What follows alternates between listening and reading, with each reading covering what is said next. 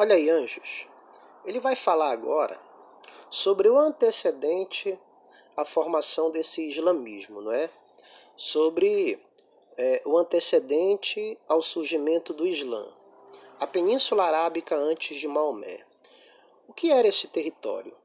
Ele vai dizer aqui que a organização política ela não era, de um território unificado. Ele deixa claro aqui que não existia um Estado unificado. Como era que isso se compunha? Aí ele vai dizer que isso aqui era um território habitado por tribos, que localizavam-se tanto no deserto quanto na cidade. Aí ele vai dizer que no deserto você tinha ali os beduínos, Inclusive ele destaca que a cidade mais importante era Meca, que por sinal para o Islã hoje é a cidade sagrada, Mas lá adiante ele vai explicar um pouco melhor isso. Aí ele vai dizer que o poder político estava com os sheiks, Chefes de tribo, tanto do deserto quanto na cidade, como ele deixa bem claro aqui. E que esse poder nessas cidades, estavam na mão de aristocratas, de comerciantes, aristocracia de comerciantes, melhor dizendo. Então você tem uma elite que acaba controlando tudo, dentro de um Estado não unificado, que fique bem claro. Controlando o quê? Controlando a política, controlando a economia, controlando a própria religião. Lá adiante ele vai fortalecer isso, controlando, todo o modo de vida dessa sociedade, tanto no deserto quanto na cidade. Aí ele segue falando nessa organização econômica. Eu me lembro que quando eu trabalhei com vocês a aula sobre a questão da Idade Média, o Império Bizantino, eu trouxe conceitos para vocês. E aí eu te disse, olha, conceitos são importantes para nós entendermos esse Enem que cobra conceitos. E eu falei em troncamento. E olha o que ele vai falar sobre aqui o comércio, essa organização econômica.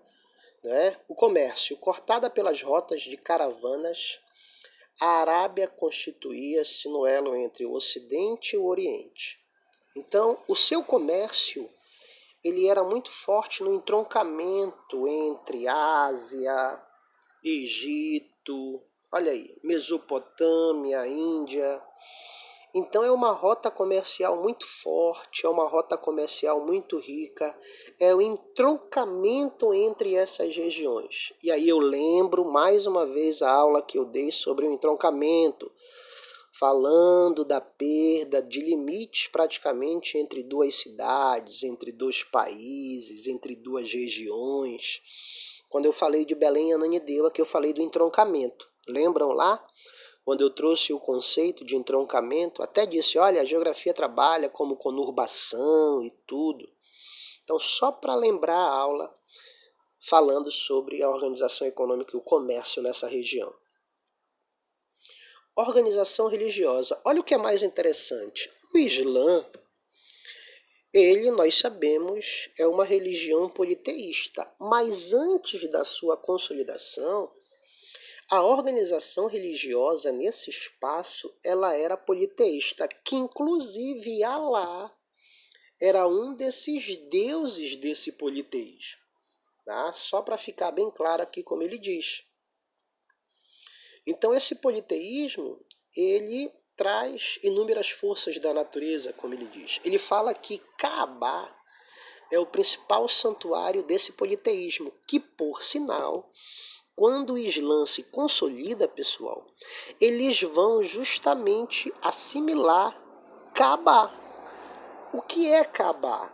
Ele vai dizer, é um templo de forma cúbica no qual ficavam os ídolos das divindades cultuadas. Está aqui Kaaba, pessoal. Até hoje está lá e é adorada pelo próprio islamismo. Eles não abandonaram a Kaaba. Voltando. E ele diz que ela está localizada em Meca, que é a cidade sagrada do islamismo, não é? centro religioso, ponto de convergência de caravanas, de mercadores vindo de várias partes do Oriente. Aí eu mostro o Kaaba aqui para vocês mais uma vez, para você entender, não é? Visualizar. E aqui a gente dá continuidade falando no nascimento do islamismo. Quem era Maomé? Ou Mohamed, não é? Aqui a imagem dele, há algumas imagens, e é muito interessante porque a história, não é, do surgimento dessas religiões monoteístas, elas são um pouco parecidas. Ninguém está dizendo aqui que é igual, por favor, não é? Nós estamos falando, não é, da semelhança. Olha o que o profeta recebe como uma espécie de aviso do arcanjo Gabriel, não é? Ele nasceu em 570, foi pastor e guia de caravanas, casou-se aqui com Khadija, uma rica viúva.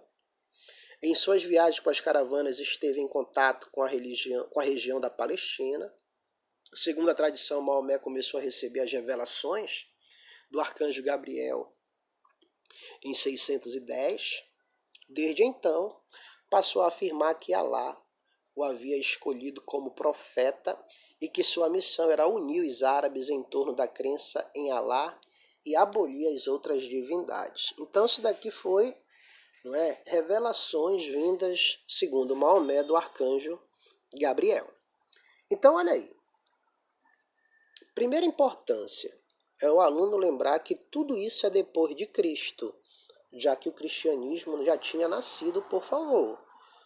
Não te esquece que o islamismo é a religião monoteísta caçula. Tá?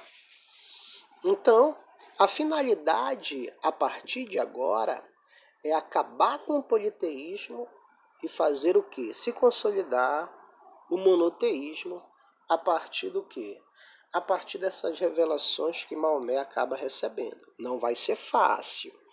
Ele vai ter que enfrentar interesses, não só de religião, mas, sobretudo, desculpem anjos, interesses econômicos. Tá? Sobretudo interesses econômicos. Porque não te esquece que a religião ela está diretamente associada com a política e com a economia.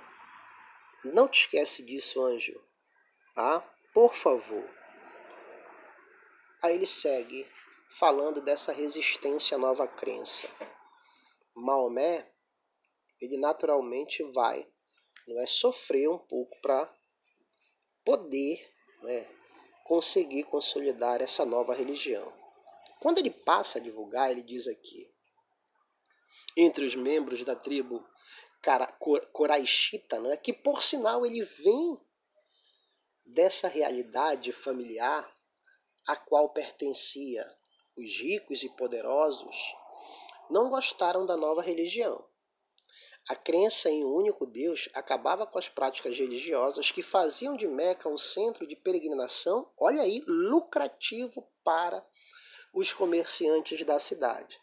Então, ao mesmo tempo em que ele estava combatendo o politeísmo desses comerciantes ricos, desses ricos, ele está trazendo prejuízo econômico para eles. Então, tentar impor uma nova religião e combater a religião existente é combater ao mesmo tempo o poder político dessa elite e prejudicá-la economicamente. Ele vai ser perseguido e ele vai fugir. O nome disso, né, fica conhecido aqui. O que é a hégira? Ele vai ser ameaçado de morte. Ele foge de Meca, não é? Paí-Atribe, atual Medina, que por sinal é a chamada cidade do profeta hoje, não é? Esse fato ficou conhecido como hégira. O que é a hégira? É a fuga, não é? De Maomé devido à perseguição, já que ele queria impor essa religião. Mas depois ele volta triunfal e vai conseguir, não só destruir as outras divindades, mas o islamismo será consolidado. Isso a gente vai ver a partir da próxima aula. Já já volto, anjos.